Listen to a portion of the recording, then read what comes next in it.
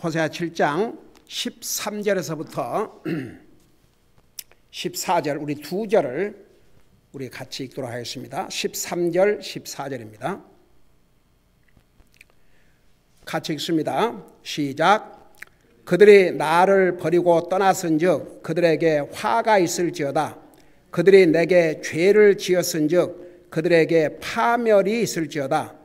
내가 그들을 구속하였을지라도 그들이 나를 대적하여 거짓말을 하고 침상에서 울부짖을 때에도 마음을 다하여 내게 부르짖지 아니하였나니 그들이 곡식과 포도즙을 위에 모이고 나를 거역하는도다. 아멘. 앉으시기 바랍니다. 이스라엘 백성들이 하나님의 말씀을 불순종하고 우상 숭배를 해서 결국은 망했지 않습니까? 근데 이제 우리가 읽은 13절에서부터 마지막 절까지는 구체적으로 이스라엘 백성들이 어떻게 하나님 앞에 죄를 지었는지를 이렇게 자세하게 특별히 9가지로 설명을 하고 있습니다. 여러분 보세요. 우리 하나님은 우리가 생각으로도 무엇을 생각하는지 다 알고 계시고 하나님 앞에 감추어질 죄가 없습니다. 하나님이 모르시고 지나가는 죄도 없습니다. 이스라엘 백성들은 얼마나 많은 하나님의 기적과 이적을 경험을 하고도 그리고 얼마나 하나님께서 그들을 향해서 사랑을 베푸시고 자비를 베푸시고 용서를 베푸시고 그들을 430년 종살로부터 해방시켜 주시는 과정에서 얼마나 이스라엘 백성들이 하나님을 불순종하고 불평하고 거역하고 하나님이 세우신 또 모세와 그 주의 종들을 비난하고 그리고 그들이 범죄하고 악을 행했을 때마다 하나님께서 선자들을 보내서 얼마나 많은 기회를 주시고 얼마나 많은 선자들을 보내셔서 그들이 회개하고 주님 앞에 돌아오기를 얼마나 많은 기회를 주었습니까? 근데도요, 이스라엘 백성들은 계속 죄를 범해 갔습니다. 근데 그런 것 같아요. 하나님의 말씀을 불순종하고 죄를 짓고 그걸 뉘우치고 돌이키지 아니하면 계속 더 불순종하고 계속 더 죄를 범하고 계속 하나님으로부터 멀어져 가는 거예요. 그게 죄의 속성을 가진 사람들입니다. 그러니까 이스라엘 백성들은요, 특별히 하나님이 선택한 언약의 백성들입니다. 그럼에도 불구하고 인류 역사에 이스라엘 백성들만큼 하나님을 많이 체험한 민족도 없습니다. 그럼에도 불구하고 하나님 앞에 이런 악을 저질렀습니다. 이스라엘 백성들의 이 모습이 사실은 죄를 범한 우리 인생의 모든 모습입니다. 또한 그러니까 죄의 속성을 가진 사람들은 얼마든지 하나님 앞에 죄를 범할 수 있다는 것입니다. 그런데 이스라엘 백성들에게 하나님께서 뉘우치고 돌아올 기회를 얼마나 많이 주었습니까? 그런데 끝까지 듣질 않았습니다. 결국은 지금 앞으로 소개할 이 9가지 구체적인 죄의 내용은 결국 이스라엘이 멸망할 수밖에 없는, 하나님께서 이스라엘을 심판하실 수밖에 없는 그런 모습들입니다. 자, 이런 모습들 하나하나를 우리 13절에서부터 보도록 하겠습니다. 자, 그걸 생각하시면서 13절에 보면 첫째는 그들이 나를 버리고 떠났다 그랬습니다. 이스라엘 백성들이 하나님을 버리고 떠났다 그랬습니다. 이제 한국말로는 이렇게 번역이 되어 있는데 영어에는 뭐라고 되어 있냐 그러면 They have fled from me. 하나님으로부터 도망을 쳤다고 그랬습니다. 여러분, 하나님께서는 그들을 지금까지 인도해 주시고 공급해 주시고 위험 속에서 건져 주시고 종사로부터 해방시켜 주시고 젖과 꿀이 흐르는 가나안 땅을 그들에게 주셔서 풍요하게 살도록 해주셨습니다. 그들이 하나님을 만나서 손해본 게 하나도 없습니다. 그런데도 무슨 하나님이 적인 것처럼 도망을 쳤다고 그랬습니다. 그런데 이면에서 그 번역으로는 이제 한국말로 번역하는 과정에서 나를 버리고 떠났다 그게 어떻게 보면 아주 잘 표현된 내용입니다. 그러니까 도망을 갔다는 것은 결국 버리고 떠난 것이죠. 여러분 보세요. 하나님은 하나님의 백성들을 결코 버리거나 떠나지 않습니다. 하나님의 백성들이 항상 하나님을 버리고 도망가고 그러는 것이죠. 여러분 잠깐 히브리서 13장을 보시기 바랍니다. 우리 옛날에 히브리서 공부할 때 다 그 부분을 공부했지만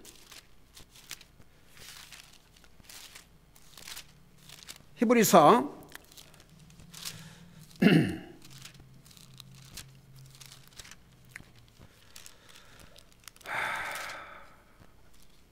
13장에 보면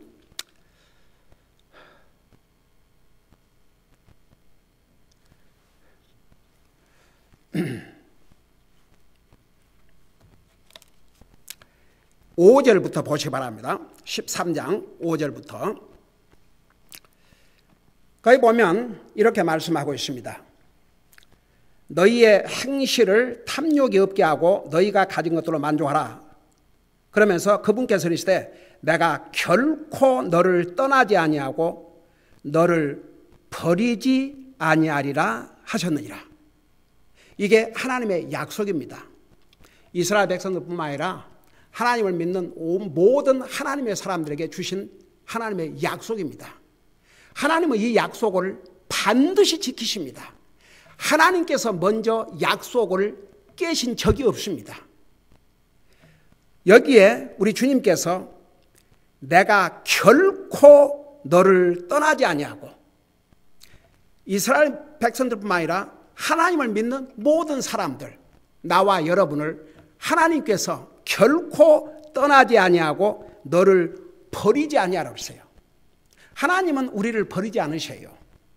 하나님은 우리를 떠나지 않으십니다. 하나님의 약속입니다. 하나님은 반드시 그 약속을 지키십니다. 그런데 항상 하나님의 사람들이 하나님을 버리고 하나님을 떠나고 하나님으로부터 도망을 치는 것이죠. 이스라엘 백성들 모습을 보면요, 참 어메이징이에요. 그렇게 해서 하나님을 떠나서 도망가 가지고 아무것도 안 했냐 그러면 우상을 섬기는 데는 더 열심히 했어요. 하나님께서 한 번도 자식들을 죽여서 희생물로 바치라고 한 적이 없습니다. 그런데 우상을 숭배할 때는 자기 자식들도 불에 태워서 우상에게 희생물로 바치기도 했습니다. 참 놀랍죠. 여러분, 그래서 하나님을 떠난 사람은요, 왜 떠나겠습니까? 하나님 섬기기 싫어서. 그래서 하나님 떠나요. 그러면 하나님을 안 섬긴다고 아무것도 안 섬긴 것 같아요. 딱 두 가지. 자기가 우상이 돼서 자기를 섬기든지 아니면 다른 우상을 섬기든지. 우리 하나님께서는 이렇게 분명히 약속하셨습니다. 근데 우리 다시 호세아로 돌아가서 보세요. 이스라엘 백성들은 어떻게 했습니까? 이스라엘 백성들은 하나님을 버리고 도망갔어요. 그래서 13절에 그들이 나를 버리고 떠났은즉 그 결과가 뭐냐? 그들에게 화가 있을지어다 그러십니다. 결국 이스라엘 백성들 심판을 받았지요. 화를 당했지요. 결국은 나라를 잃었습니다. 여러분 보세요. 나라를 잃는다는 게 그 얼마나 고통인 줄 아십니까? 저는 우리 한국이 일본의 지배를 받는 기간에 안 태어나서 잘 모르지만 당장 제 어머님, 멀리 갈 필요 없어요. 제 어머님과 어머님 다녔던 교회 목사님이 일제시대 때 붙잡혀 갔어요. 감옥에. 여러분, 그게 먼 얘기가 아닙니다. 나라를 잃는다는 거, 자유를 잃는다는 얘기입니다. 나라를 잃는다는 거, 그게 무슨 의미인지 압니까? 아이덴티티가 없어져 버려요. 여러분, 그래서 일본이 한국을 점령한 다음에 말도 일본 말로 바꾸려고 하고 모든 것을 일본으로 바꾸려고 했지 않습니까? 여러분, 나라를 잃는다는 슬픔이 얼마나 무서운 슬픔이고 무서운 고통인 줄 아십니까? 그래서 나라를 지키려고 해요. 전쟁이 나면 목숨을 걸고 싸웁니다. 여러분 지금 보세요. 우리가 살고 있는 이 시대에 러시아와 유크레인 지금 전쟁이 나가지고 저 하고 있는 거 보세요. 양쪽이 다 얼마나 많은 젊은이들이 목숨을 잃고 있지 않습니까? 참 여러분 여기에 그래서 이스라엘 백성들의 모습을 보면 하나님께서 그들을 버린 적이 없어요. 하나님께서 그들을 떠나신 적이 없습니다. 그들이 범죄하고 악을 행해도. 근데 이스라엘 백성들이 하나님을 버리고 도망갔어요. 그래서 그 결과로 화가 있을지어다. 그 화는 나라를 잃는 그런 화를 당하게 된 거죠. 그 다음에 이제 두 번째, 첫째는 나를 버리고 떠났다고 그랬고, 내게 죄를 지었다고 그랬습니다. 근데 여기에 그 죄를 영어로 transgression, 이 transgression이라는 죄는 하나님 앞에 잘못한 죄를 가리킵니다. 하나님 앞에 잘못했을 때 죄. 사람에게 잘못한 죄보다도 하나님 앞에 잘못했을 때에 범한 것을 transgression. 이 죄를 이스라엘 백성들이 범했습니다. 여러분 대표적으로 이스라엘 백성들이 하나님을 향해서 범한 죄 두 가지를 딱 얘기한다면 뭐예요? 불순종, 우상숭배. 그게 이스라엘 백성들이 범한 죄의 구체적인 내용입니다. 그래서 이게 뭐라 했습니까? 그들이 내게 죄를 지었은즉 그들에게 파멸이 있을지어다. 여러분 나라를 잃으면서 나라만 잃는 게 아니고 재산도 잃고, 나라를 잃으니까 재산도 잃고 가족도 잃고, 가족들이 포로로 잡혀가고 죽임을 당하고 뿔뿔이 흩어지고, 그야말로 이런 비참한 파멸이죠. 파멸. 그들이 하나님의 말씀을 불순종하고 우상 숭배함으로써 하나님께서 단번에 징벌하신 게 아니에요. 도리어 성경은 왜 악인들이 악을 행하고 사냐 그러면 하나님께서 바로 징벌하지 않으시기 때문에, 그러니까 죄를 범하기에 담대하다고 그랬습니다.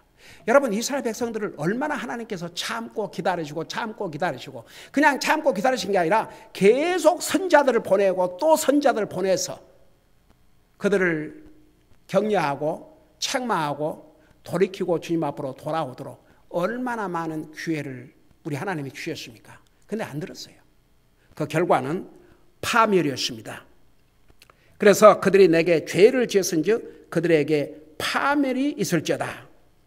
그 다음에 이제 세 번째는 내가 그들을 구속하였을지라도 그들이 나를 대적하여 거짓말을 하고.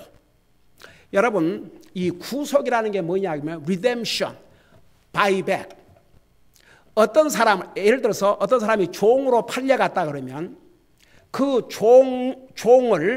종이 안 되도록 자유롭게 하려면 반드시 그 대가를 누가 치워줘야 됩니다. 여러분 보세요. 요셉이 종으로 팔려갔지 않습니까? 만일 하나님께서 그를 구속해 주지 않으셨다면 평생 동안 종살이 하다가 죽는 거죠.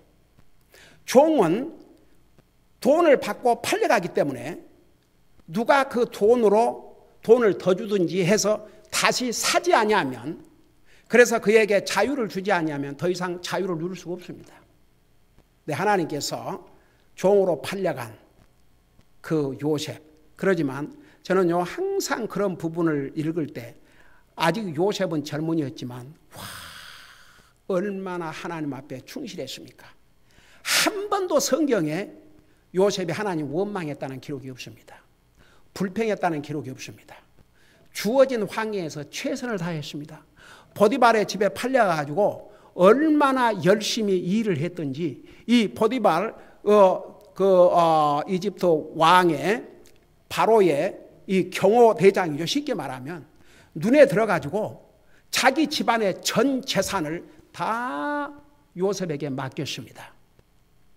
나중에 그 부인 때문에 억울한 누명을 쓰고 감옥에 가게 됐지만 변명도 안 했습니다. 성경 어디에도 변명 없습니다. 그냥 감옥에 잡혀갔습니다. 또 감옥에 가서도 충실하게 한 번도 거기 가서 불평한 적이 없습니다. 성경 다시 한번 읽어봐요. 열심히 자기 일을 했습니다. 그러니까 그 감옥의 책임자가 보니까 너무나 일을 잘하고, 그러니까 그 쉽게 말하면 거기는 그 왕궁의 높은 벼슬에 있는 사람들이 잘못했을 때 그 가두는 그런 감옥이었는데, 왕의 잔을 따르고 왕의 음식을 책임지는 자들이 거기 잡혀갔지 않습니까? 그들을 돌보는 책임을 맡았어요. 그들의 꿈을 통해서 그러니까 하나님께서 그런 꿈을 꾸게 하셨고, 요셉이 그 꿈을 해석하게 하셨고, 결국은 하나님께서 그런 방법으로 종으로 팔려간 요셉이 30대의 젊은 나이에 17살에 팔려갔다가 13년 만에 주여 바로 왕 다음 가는 권력의 자리에 올랐지 않습니까? 여러분, 종살이는 얼마나 고달픈 줄 아십니까? 여기에 구속이란 말은 리뎀션, 종살이로부터 건져주셨다, 그런 의미입니다.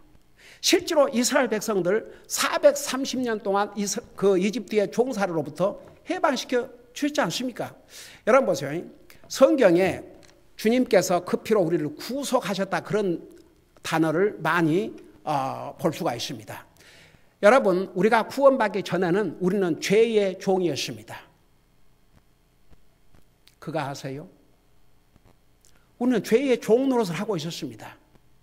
그런데 그 죄의 종로로부터 해결하기 위해서는 값을 지불해야 되십니다. 그 값이 사람으로서는 그 값을 지불할 수 없었습니다. 여러분, 죄의 값은 죽음이에요. 죽은 다음에 영원한 지옥입니다.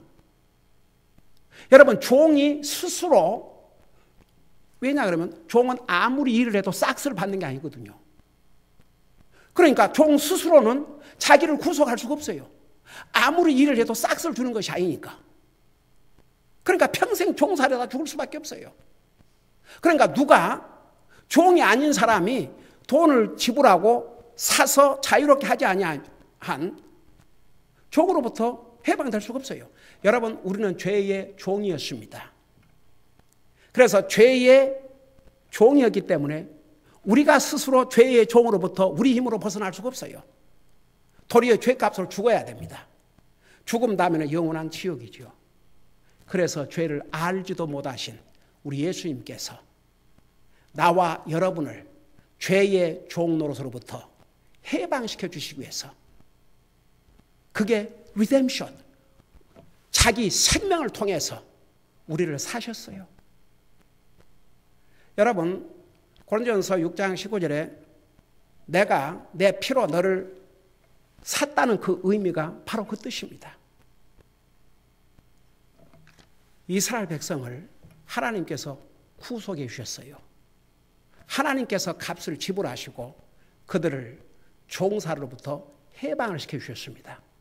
개인적으로 또 주님을 믿고 구원받은 하나님의 자녀들은 하나님께서 그들의 영혼을 구원해 주셨습니다. 근데 보세요. 여기에 하나님께서 내가 그들을 구속하였을지라도 그들이 나를 대적하여. 여러분, 하나님께서 그들을 구속해 주셨는데 구속받은 이스라엘 백성들은 하나님을 대적했다고 그랬습니다. 하나님의 적이 됐다고 그랬습니다. 얼마나 슬픈 일입니까? 여러분, 그래서 그 대가를 치를 수밖에 없었어요. 여러분, 우리가 계속해서 공부하면서 정말 하나님께서 이스라엘 백성들을 심판하지 않을 수 없으셨다는 사실을 너무나도 우리 분명하고 정확하게 이 말씀을 통해서 볼 수가 있습니다. 그래서 내가 그들을 구속하였을지라도 그들이 나를 대적을 했다고 그랬습니다. 하나님이 원수가 아니었습니다. 하나님은 그들을 위한 분이셨습니다. 그들을 구속해 주셨습니다. 근데 하나님을 대적했다고 그랬습니다. 여러분 보세요. 그 사람은요, 너무 이렇게 가족은 서로 도와주고 다 그렇게 하면서 살지 않습니까?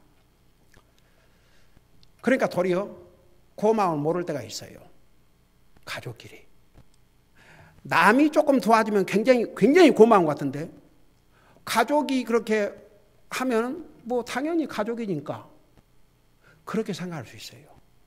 근데 우리는 가족이 됐든 누가 됐든 항상 감사해야 됩니다.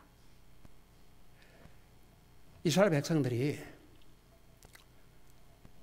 어떤 과정을 거쳐서 가나안 땅을 정복하고 새로운 나라를 건설하고 얼마나 풍요한 삶을 살았습니까?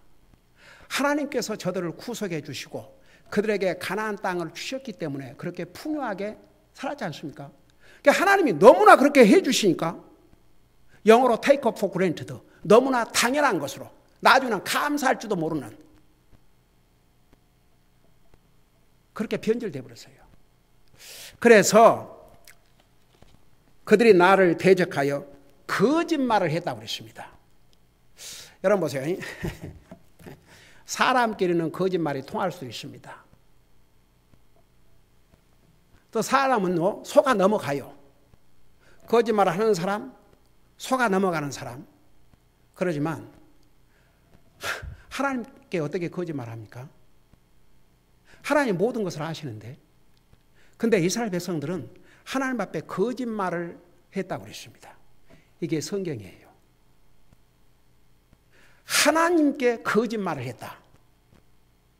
그건 자기 양심을 속이고, 제가 가끔 그러죠. 어떨 때는 초청 시간에 하나님과 내 양심은 아시니까 하나님 앞에 솔직하게, 내 양심 앞에 솔직하게 나는 구원받지 못했습니다. 나는 이 상태는 할락할 확신이 없습니다. 그런 사람 솔직하게 손들어달라고 내가 그런 질문을 가끔 하지 않아요. 사람은 속일 수 있지만 하나님은 속일 수가 없습니다. 하나님 다 아셔요. 근데 이스라엘 백성들은 하나님 앞에 거짓말을 했다고 그랬습니다. 여러분 보세요. 우리는 하나님 앞에 거짓말을 할 수가 없어요. 왜냐하면 하나님 다 아시기 때문에 거짓말을 할 수가 없어요. 통하지가 않아요. 사람은 거짓말을 듣고 사람을 속일 수도 있고 속아 넘어갈 수 있지만 하나님은 아니에요. 근데 이스라엘 백성들이 하나님 앞에 거짓말을 할 수 있다는 그 상태는 영적으로 도덕적으로 모든 면에서 부패하기 짝이 없었습니다. 여러분 보세요. 거짓말이 언제부터 시작된 줄 아세요? 거짓말이 언제부터 시작됐어요?